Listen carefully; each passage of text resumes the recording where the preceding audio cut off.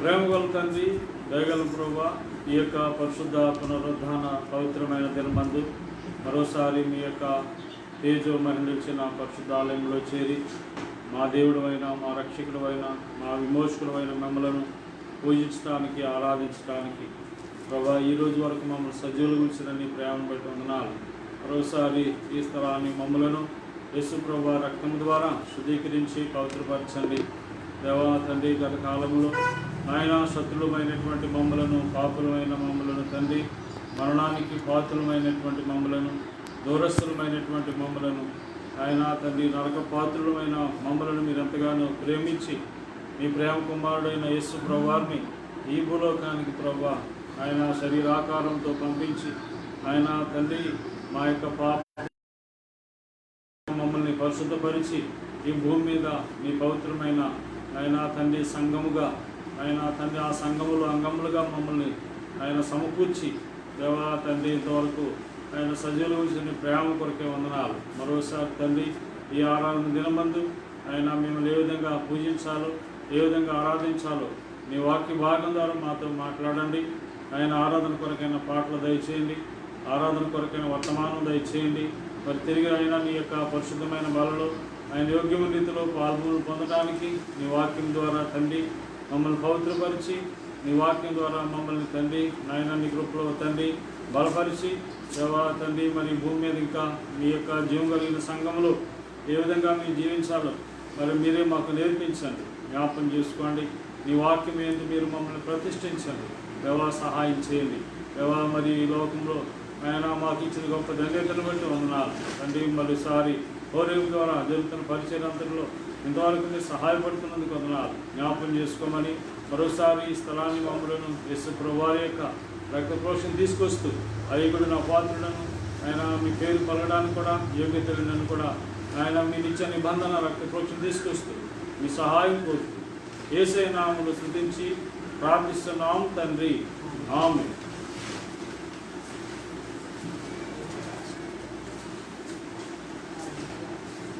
సియోను గీతాల నుంచి 193వ పాట పాడుకుందాం. సియోను గీతాల నుంచి 193వ పాట, పాత పాట పుస్తకాల్లో 789వ పాట.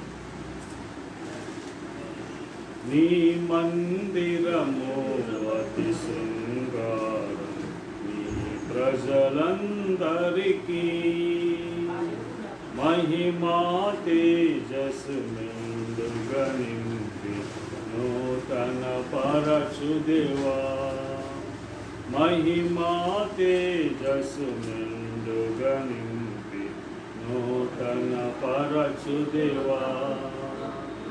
నీ రక్తము చిందించి నూతన జన్మమునిచ్చి, నీ రక్తము చిందించి నూతన జన్మమునిచ్చి, స్వాచ్ఛముగా మమ్ము చేసి నీ మందిరమున నిలిపి, స్వాచ్ఛముగా మమ్ము చేసి నీ మందిరమున నిలిపి, కొదువలయందు కృప చూపించి తృప్తిగా పోషించితివి.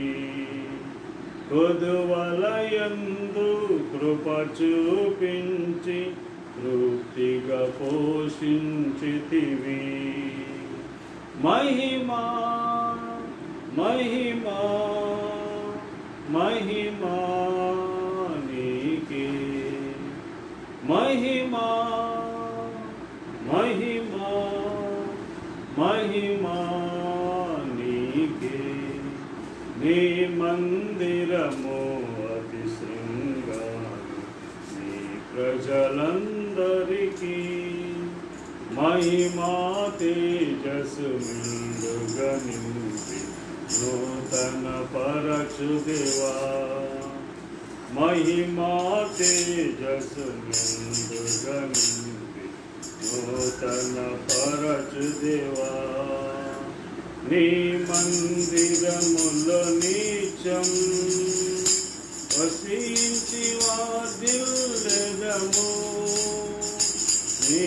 మందిరములో నిత్యం వసించి వర్ధిల్లెదము. అనుదినము స్తుతించి నూతన బలమును పొంది, అనుదినము స్తుతించి నూతన బలమును పొంది, అన్నిటి అందు జీవించబడి ధన్యులుగా నుండెదము. అన్నిటి అందు జీవించబడి ధన్యులుగా నుండెదము. మహిమా మహిమా మహిమా నీకే, మహిమా మహిమా మహిమా నీకే. నీ మందిరము అతి శృంగారం, ప్రజలందరికీ మహిమా తేజస్సును నూతన పరచు దేవా, మహిమా తేజస్సును నూతన పరచు దేవా. నీ మందిరములో దొరుకును నిత్యానందము నిరతం.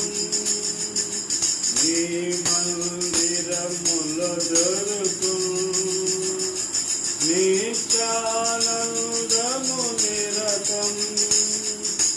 శోధన శ్రమలయందు కదలక స్థిరముగా నిలచు.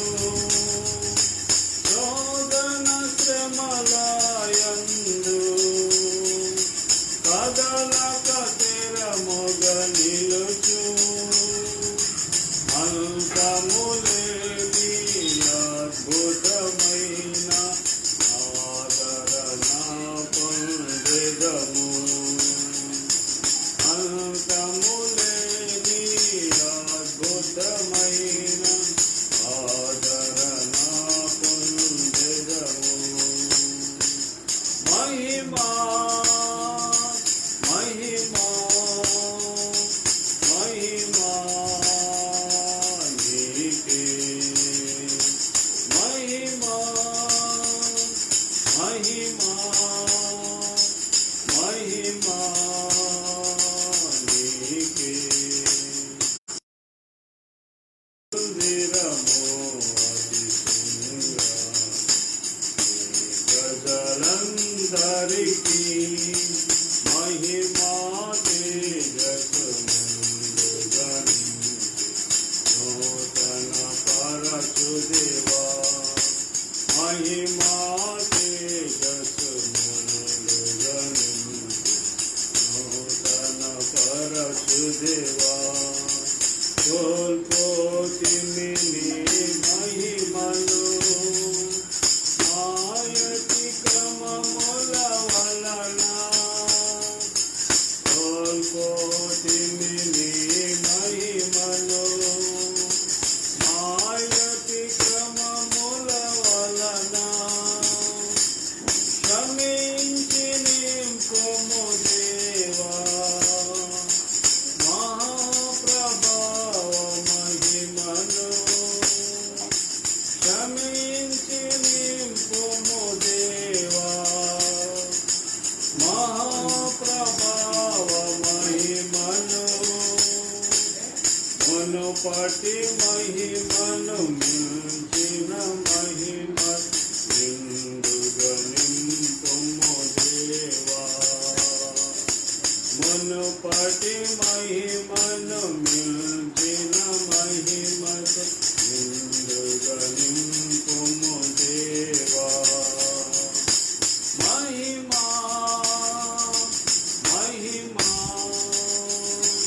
మహిమా నీకే, మహిమా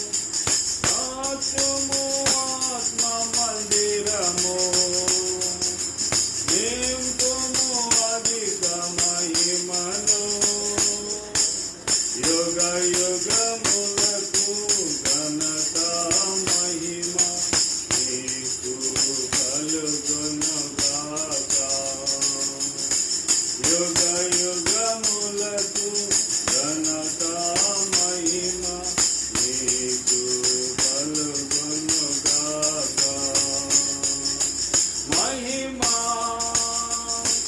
మహిమా మహిమా నీకే మహిమా మహిమా మహిమా నీకే నీ మందిరము అతి శృంగారం ప్రజలందరికీ మహిమా తేజస్సు నూతన పరచు దేవా మహిమా తేజస్సు నూతన పరచు దేవా.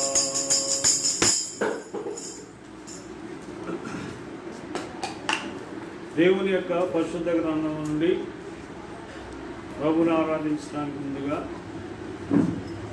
కొన్ని మాటలు మనం జ్ఞాపకం చేసుకుని ప్రభుని ఆరాధించేద్దాం. రోమీయులకు రాసిన పత్రిక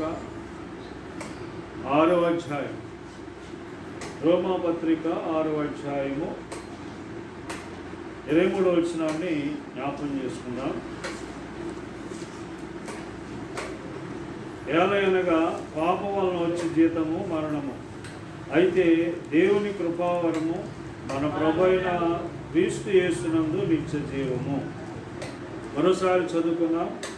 ఏలయనగా పాపం వలన వచ్చి జీతము మరణము, అయితే దేవుని కృపావరము మన ప్రభు అయిన క్రీస్తు యేసునందు నిత్య జీవం. ప్రార్థన చేసుకుందాం.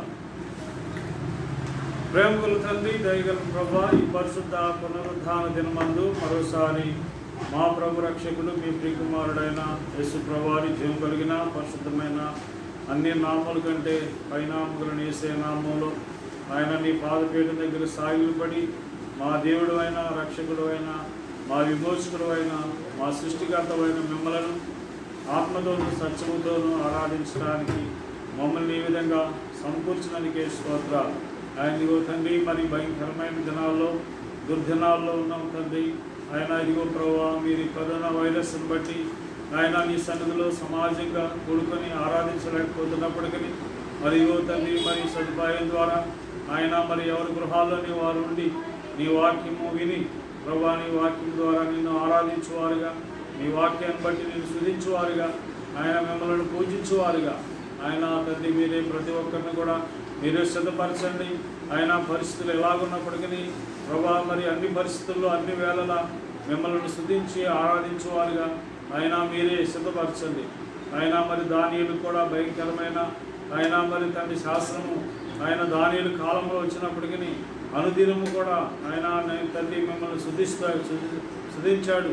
అనుదినము కూడా నీ సందులో ప్రార్థన చేస్తూ వచ్చాడు కనుక మరి ఆయన మరి అనుదినము కూడా ఆయన తండ్రి నిన్ను గనపరుస్తూ వచ్చాడు కనుక ఈ లోకంలో ఆయన పరిస్థితులు ఎలాగున్నా కానీ ప్రభా, మేము వ్యక్తిగతంగా కుటుంబంగా సంఘముగా ఆయన మీ సన్నిధిలో మేము ఆరాధించి పూజించువారుగా మీరే మమ్మల్ని సిద్ధపరచమని ఆయన చదవబడిన వచ్చిన భాగం ద్వారా ఆయన మీరే మమ్మల్ని ఆయన ఈ వాక్యాలు సిద్ధపరిచి దేవా, మరి నీకు ఇష్టమైన అంగీకారమైన యోగ్యమైనటువంటి ఆరాధన ఆయన మా ఆత్మతోనూ మా హృదయంతోనూ మీకు ఆయన సమర్పించేవారుగా మీరే మమ్మల్ని సిద్ధపరచమని మీ హస్తాలకు అప్పగించుకున్నాం.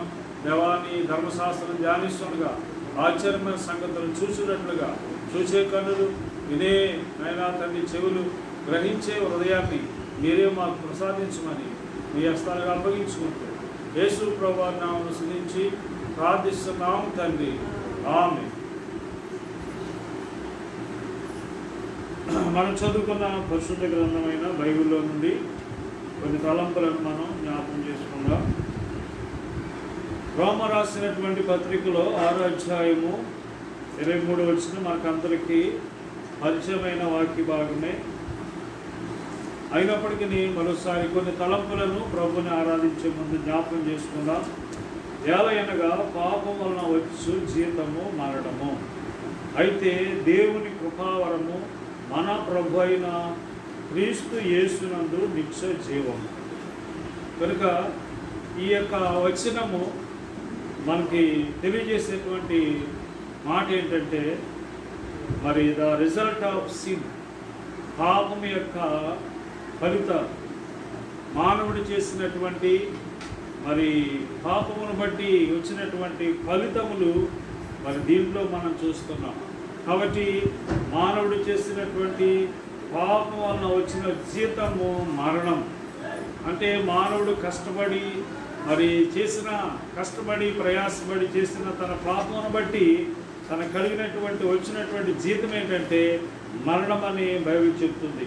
కనుక మరి పాపం యొక్క ఫలితాలు మనము ఈ యొక్క ఆరాధన దినమందు పాపం యొక్క ఫలితాలు ఏ విధంగా వచ్చినాయి, ఈ పాపం యొక్క ఫలితము నుండి మరి దేవుడు మనల్ని విడిపించడానికి ఎలాంటి పరిష్కార మార్గం చూపించాలి అనే విషయాలు మనం జ్ఞాపకం చేసుకుని ప్రభుని ఆరాధించేద్దాం. మొదటిగా మనం పాపం యొక్క ఫలితాల గురించి మనం ఆలోచన చేద్దాం. పాపం యొక్క ఫలితము కారణముగా మానవుడు దేవునికి ఏ విధంగా మరి దూరం అయిపోయాడో, మానవ జీవితంలో ఏవైతే నష్టాలు వచ్చినాయో ఆ విషయాలు మనం జ్ఞాపకం చేసుకుంటే, మొదటిగా మనం చూసినట్లయితే మరి పాపం వల్ల వచ్చే జీతము మరణము. కనుక మానవుడు పాపము చేయటాన్ని బట్టి మరి మొట్టమొదటిగా కలిగినటువంటి ఫలితం ఏంటంటే మరణం. మరణం అనగా దేవునికి దూరం అయిపోవటం. మరణం అనగా సృష్టికర్త అయిన మరి ఊపిరి జీవాన్ని పోసిన సృష్టికర్త అయిన దేవునికి దూరం అయిపోవటమే మరణము అంటారు. కనుక మరి ఈ యొక్క మరణము మరి మొదటిగా మనం చూసినట్లయితే ఆదాము పాపము చేయటం ద్వారా ఆ మరణానికి గురైపోయినాడు. కనుక మరి పాపం ద్వారా వచ్చినటువంటి జీతం ఏంటంటే మరణము. కాబట్టి మరణం అనగా దేవునికి దూరం అయిపోవటము. పాపాత్ముడైనటువంటి మానవుడు పరిశుద్ధుడైనటువంటి దేవునికి దూరం అయిపోయాడు. కాబట్టి ఆ పాపము మానవుడిని దేవునికి దూరం చేస్తూ వచ్చింది. రెండవదిగా మనం చూసినట్లయితే పాపము ద్వారా కలిగినటువంటి నష్టం ఏంటంటే, ఫలితం ఏంటంటే మరి దేవుడి నుండి తప్పిపోవుట. అందుకని లోకాసు వార్త 15వ అధ్యాయంలో మనం 24వ వచనంలో, లోకాసు వార్త 15వ అధ్యాయం 24వ వచనంలో తప్పైనటువంటి కుమారుడు గురించి మనకు తెలుసు. తప్పైనటువంటి కుమారుడు గురించి యేసుప్రభువు వారు చెప్పారు. ఈయన కుమారుడు చనిపోయి మరలా బ్రతికెను, తప్పిపోయి దొరికినని చెప్పాను. అంతలో వారు సంతోషపడసాగిరి. కనుక పాపం యొక్క ఫలితంలో రెండవది ఏంటంటే తప్పిపోవుట. కనుక మానవుడు దేవుని నుండి మరి తప్పిపోయిన వాడుగా ఉన్నాడు. పరలోకము నుండి మరి తప్పిపోయిన వాడుగా ఉన్నాడు. పరలోక ప్రదేశం నుండి మరి దారి తొలగిపోయినటువంటి వాడిగా ఉన్నట్టుగా మనం చూస్తూ ఉన్నాం. కాబట్టి పిల్లరా, మరి మానవుడు పాపం ద్వారా మరి దేవునికి దూరం అయిపోవడమే కాకుండా తప్పిపోయినటువంటి వాడుగా ఉన్నాడు. అందుకనే ఈయన కుమారుడు చనిపోయి మరలా బ్రతికెను. కనుక పాపము వలన వచ్చిన జీతమైనటువంటి ఆ యొక్క పరిస్థితి ఇక్కడ మరణంతో పోలుస్తూ ఉన్నాడు. కాబట్టి అందుకని తప్పైనటువంటి కుమారుడు తన పాపం విషయమై చనిపోయిన వాడుగా మరి ఉన్నాడు. తర్వాత మనం చూసినట్లయితే తన పాపం ఏంటో తను తెలుసుకున్నాడు, తన తప్పేంటో తను తెలుసుకున్నాడు. తిరిగి మరి తండ్రి కొరకే బ్రతకడానికి, తండ్రి కొరకే జీవించడానికి తిరిగి తండ్రి దగ్గరికి వచ్చినట్టుగా మనం చూస్తున్నాం. తండ్రి ఇంటికి చేరినట్టుగా మనం చూస్తున్నాం. కనుక మరి పాపం యొక్క ఫలితాల్లో మొదటిగా ఏంటంటే మరణము అనగా దేవుడి నుంచి దూరం అవటము. రెండవదిగా తప్పిపోవటము. మానవుడు తప్పిపోయిన వాడుగా ఉన్నాడు. అందుకని తప్పిపోయినటువంటి గొర్రెలను పోలినటువంటి వాడుగా ఉన్నాడు. అందుకనే యెషయా గ్రంథంలో మనం చూస్తాం, ప్రతి మనిషి కూడా తనకిష్టమైనటువంటి త్రోవను తొలగిపోయిన, తనకిష్టమైనటువంటి దారిని తొలగిపోయిన వాడుగా ఉన్నాడని యెషయా భక్తుడు కూడా ఈ మానవుని గురించి జ్ఞాపకం చేస్తున్నాడు. 53వ అధ్యాయం 6వ వచనంలో మనమందరము కూడా గొర్రెల వలె త్రోవ తప్పిపోతుమి, మనలో ప్రతి వాడును తనకిష్టమైన త్రోవకు తొలగెను, యెహోవా మనందరి దోషమును అతని మీద మోపెను. కనుక మనలో ప్రతి వాడును తనకిష్టమైన త్రోవకు తొలగిపోయాను. మనమందరము గొర్రెల వలె త్రోవ తప్పిపోతుమి. కనుక దేవుడు నియమించినటువంటి దారిని, దేవుడు నియమించినటువంటి ఆ మార్గమును మానవుడు ఆ జీవ మార్గం నుండి మరణ మార్గానికి మరి వచ్చిన వాడుగా ఉన్నాడు, తప్పిపోయినటువంటి వాడుగా ఉన్నాడు. కాబట్టి తప్పిపోయినటువంటి గొర్రె వలె ఉన్నాడు మానవుడు. అందుకనే తప్పిపోయిన గొర్రెవలే ఉన్నటువంటి మానవులమైనటువంటి మనల్ని దేవుడు మరి వెతికి రక్షించడానికే మరి పరిష్కారంగా మరి దేవుడు తన కుమారుడు యేసుప్రభువు వారిని లోకానికి పంపిస్తూ వచ్చారు. తర్వాత మూడవదిగా మనం చూసినట్లయితే పాపం యొక్క ఫలితములో మూడవదిగా మనం చూసినట్లయితే తీర్పు వచ్చినట్టుగా మనం చూస్తున్నాం. తీర్పునకు మానవుడు గురైపోయినాడు. యోహాను సువార్త 3:18 మనం చూసినట్లయితే యోహాను సువార్త 3:18 మనం చూసినట్లయితే యోహాను సువార్త 3:18 మనం ఆయన యందు విశ్వాసం ఉంచిన వారికి తీర్పు తీర్చబడదు, మరి విశ్వసింపని వాడు దేవుని అద్వితీయ కుమారుని నామమందు విశ్వాసం ఉంచలేదు కనుక వారికి ఎంతకు మునుపే తీర్పు తీర్చబడిను. కనుక మూడవదిగా మనం చూసినట్లయితే మానవుడు మరి పాపమును బట్టి వచ్చినటువంటి మూడవది శిక్ష ఫలితం ఏంటంటే మరి తీర్పునకు గురైపోయినాడు. కనుక అందుకనే దేవుని కుమారుని నామం విశ్వాసం ఉంచిన వారికి తీర్పు తీర్చబడుతుంది. విశ్వాసం ఉంచిన వాడైతే తీర్పు నుండి తప్పించబడతాడు. కనుక మరి మూడవదిగా మనిషి తీర్పునకు గురైపోయాడు. తీర్పునకు కనుక అందుకనే మరి ప్రతి మనిషి కూడా మరి ఒక రోజున దేవుని యొక్క సింహాసనం మందు నిలబడవలసినటువంటి వాడిగా ఉన్నాడు. కాబట్టి ప్రతి మనిషి కూడా మరి తీర్పునకు గురి కాబోతున్నాడు ఒక రోజున. పాపమును బట్టి మనిషికి కలిగినటువంటి మూడవది ఏంటంటే తీర్పునకు గురైనటువంటి వాడిగా ఉన్నాడు. తర్వాత మనం చూస్తే నాలుగవదిగా మనం చూసినట్లయితే దోషం అంటే నేరారోపణ మరి చేయబడినటువంటి మానవుడిగా ఉన్నాడు. కనుక ఆదికాండము 26:10 మనం చూస్తే ఆదికాండము 26:10 మనం చూసినట్లయితే అందుకు అబీమెలెకు నీవు మాకు చేసిన ఈ పని ఏమిటి? ఈ జనులలో ఎవడైనా ఆమెతో నిర్భయముగా శయనించవచ్చునే? అప్పుడు నీవు మా మీదికి పాతకము తెచ్చిపెట్టువాడవదు కదా అని. కనుక ఈ యొక్క విషయం మనం చూసినట్లయితే మరి నాలుగవదిగా దోషం అనగా నేరారోపణ చేయబడినటువంటి మానవుడిగా మనం చూస్తూ ఉన్నాం. నేరారోపణ అందుకనే అబీమెలెకు తెలిసిపోయింది, అర్థమైపోయింది. తన మనస్సాక్షి మరి తను చేస్తున్న పని ఏంటో ఆ యొక్క మనస్సాక్షి సాక్ష్యం ఇచ్చింది. ఆ మనస్సాక్షి చెప్పింది నీ దగ్గర ఉన్నటువంటి ఒక స్త్రీ, ఆ స్త్రీ ఒక ఆయనకి భార్య అని తెలియజేసినప్పుడు అప్పుడు ఆయన చేయటం మానేశాడు. కనుక దోషము నేరారోపణ ఆ మనస్సాక్షి తన మీద నేరారోపణ చేసింది. కనుక ఇప్పుడు కూడా పాపము ద్వారా మరి పాపం యొక్క ఫలితాల్లో మరి నాలుగవది ఏంటంటే ప్రతి మనిషి కూడా మరి పాపము చేయడానికి ముందుగా తన మనస్సాక్షి ఏం చేస్తుందంటే నేరారోపణ చేస్తుంది. కనుక మనుషులు ఎవరు కూడా నువ్వు ఫలానా తప్పు చేసావని చెప్పకముందే, ఫలానా తప్పు నువ్వు చేసావు అని చెప్పకముందే లోపల మనస్సాక్షి చేత మరి నేరారోపణ చేయబడినటువంటి వాడుగా ఉంటున్నాడు. కనుక దోషం పాపం వల్ల వచ్చినటువంటి ఫలితములో నాలుగవది ఏంటంటే దోషం. తర్వాత ఐదవదిగా మనం చూసినట్లయితే నాశనం. పాపం యొక్క ఫలితాల్లో ఐదవదిగా మనం చూసినట్లయితే నాశనం. కాబట్టి పాపము చేసిన ప్రతి మనిషి కూడా నాశనానికి గురైపోతున్నాడు. తిమోతి రాసినటువంటి మొదటి పత్రిక 6:9 తిమోతి రాసిన మొదటి పత్రిక 6:9 ధనవంతులగుటకు అపేక్షించేవారు శోధనలోను ఊళ్ళోను అవివేకయుక్తములైన హానికరములైన అనేక దురాశల్లోను పడుదులు, అట్టివి మనుషులను నష్టములోను నాశనములోను ముంచివేయును. కనుక నాశనములో ముంచివేయును. కనుక ప్రియులారా, మానవుని యొక్క పాపమును బట్టి వచ్చిన ఫలితం ఏంటంటే నాశనం. పాపం చేయబడిన ప్రతి మానవుడు కూడా నాశనం అయిపోతున్నాడు. పాపం మనిషిని నాశనానికి గురి చేస్తూ ఉంది. కాబట్టి ఇటువంటి నాశనం నుండి రక్షించడానికి, నాశనం తప్పించడానికి దేవుడు పరిష్కార మార్గముగా తన కుమారుడైన యేసుప్రభువు వారిని లోకానికి పంపిస్తూ వచ్చారు. అందుకనే మరి అయితే దేవుడు తన ప్రేమను వెల్లడిపరిచాడు. ఎట్లనగా మనం ఇంకాను పాపులమైనగా క్రీస్తు మన కొరకు చనిపోయినట్టు దేవుని వాక్యం సెలవించింది. అంతేకాదు దేవుడు లోకం ఎంతో ప్రేమించెను, కాగా ఆయన తన అద్వితి కుమారునిగా పుట్టినవాని విశ్వాసముంచు ప్రతి వాడును నశింపక నిత్య జీవం పొందినట్లు.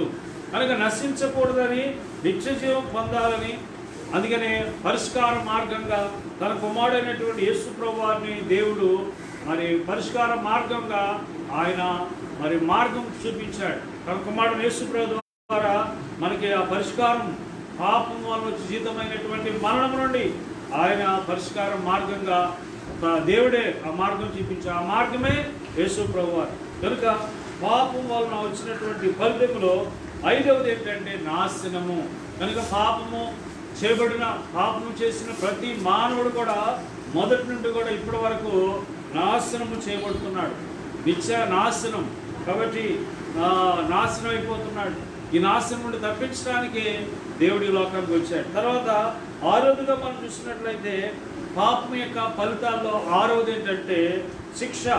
మత్తయి సువార్త 25వ అధ్యాయము, మత్తయి సువార్త 25వ అధ్యాయం 46వ వచనంలో మనం చూసినట్లయితే మరి పాపము ద్వారా వచ్చినటువంటిది 25వ అధ్యాయం 46వ వచనం, 25వ అధ్యాయము 46వ వచనంలో మనం చూస్తే వీరు నిత్య శిక్షకును నీతిమంతులు నిత్య జీవనకు పోదురు. వీరు నిత్య శిక్షకును.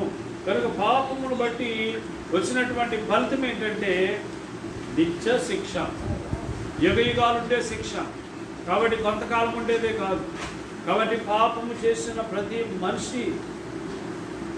మనిషికి కలిగిన రిజల్ట్ ఏంటంటే, వచ్చిన రిజల్ట్ ఏంటంటే, ఫలితం ఏంటంటే శిక్ష.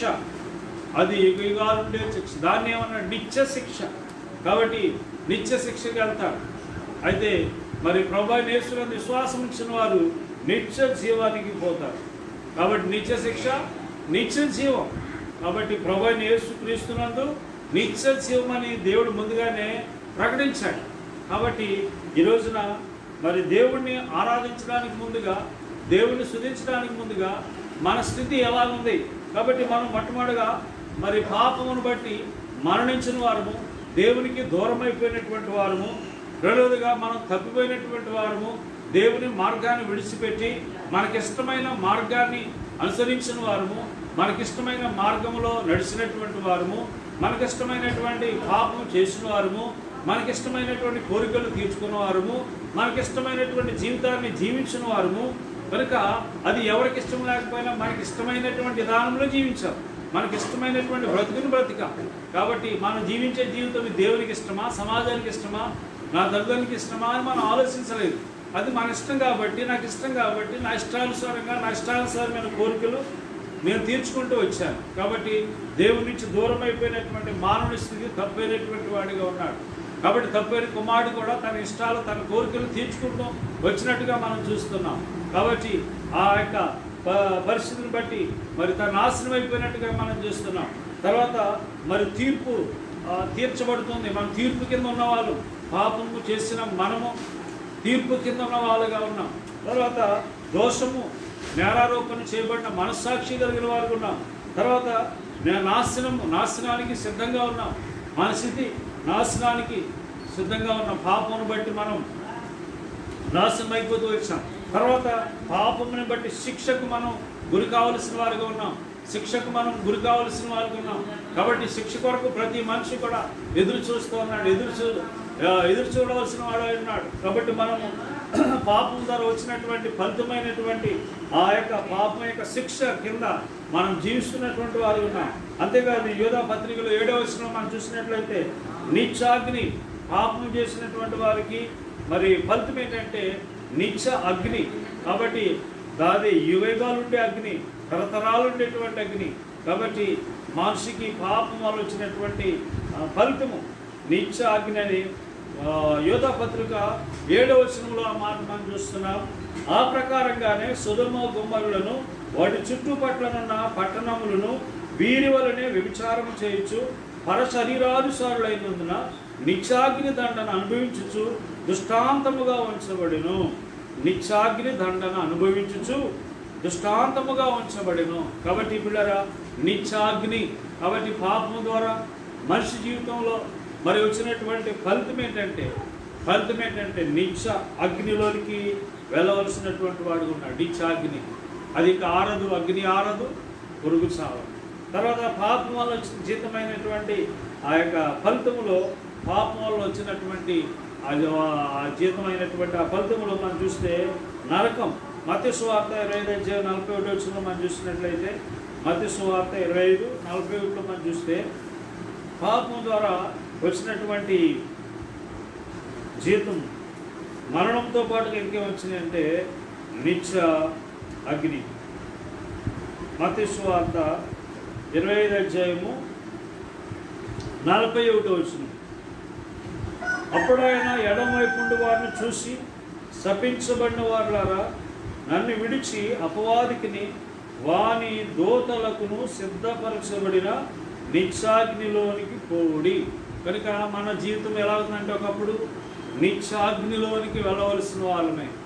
కాబట్టి మన కొరకు సిద్ధపరచబడి, అంటే దేవుడు మన కొరకు సిద్ధపరచలేదు, కానీ సాతాని కొరకు, వారి దూతల కొరకు దేవుడు సిద్ధపరిచినాడు.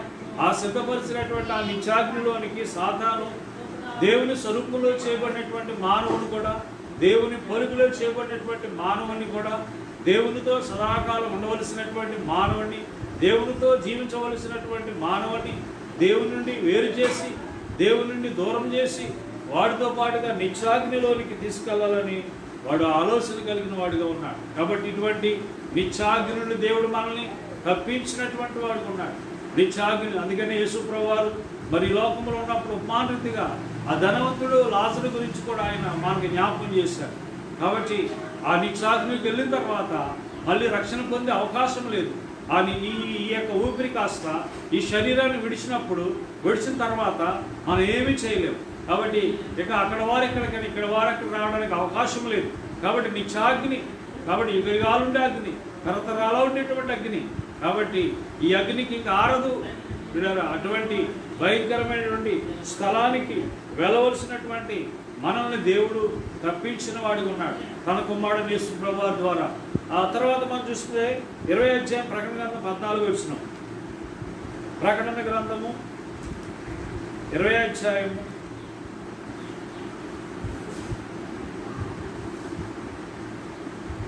14 మనం చూస్తే, మరణమును మృతుల లోకమును అగ్నిగుండములో పడవేయబడెను. ఈ అగ్నిగుండము రెండవ మరణము. ఎవని పేరైనను జీవగ్రంథమందు వ్రాయబడినట్టు కనబడని ఎడల వాడు అగ్నిగుండములో పడవేయబడెను. కాబట్టి ఆఖరిది పాపము ద్వారా కలిగినటువంటి ఫలితములో ఆఖరిది ఏంటంటే అగ్నిగుండము. కాబట్టి ఎవని పేరైనను జీవగ్రంథమందు వ్రాయబడినట్టు కనబడని ఎడల వాడు అగ్నిగుండములో పడవేయబడను. కాబట్టి మరణమును మృతుల లోకమును అగ్నిగుండములో పడవేవి. అగ్నిగుండము రెండవ మరణం. అంటే మానవునికి రెండు మరణాలు ఉన్నాయి. ఒకటి భౌతికమైనటువంటి మరణం.